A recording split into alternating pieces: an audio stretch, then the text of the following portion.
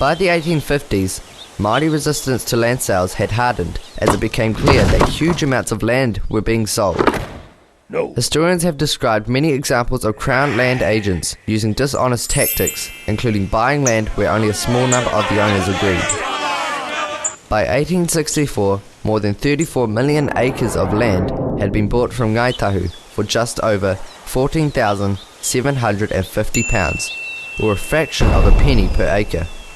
Ngāi Tahu were left with about 1,000th of their original lands. In 1862, the Native Lands Act was passed. It let settlers buy land directly from Māori, and Māori participated in the process as local judges.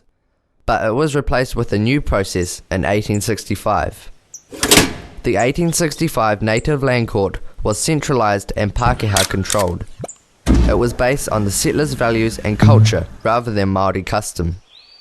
Māori interests in land were communal, or in a group, but the court awarded land to individuals. Under the Land Act of 1865, the court could name only up to 10 owners for any piece of land, no matter how big.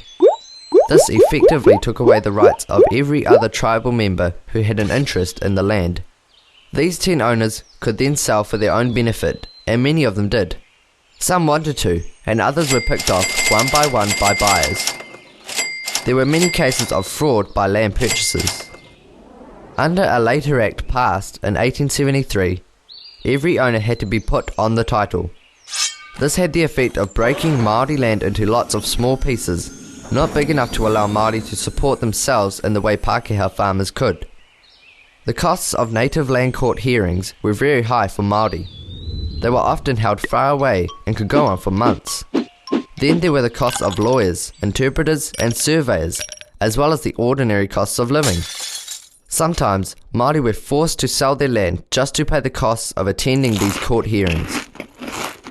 The expensive court processes and the individual land titles that were issued saw Māori lose most of the North Island by 1900.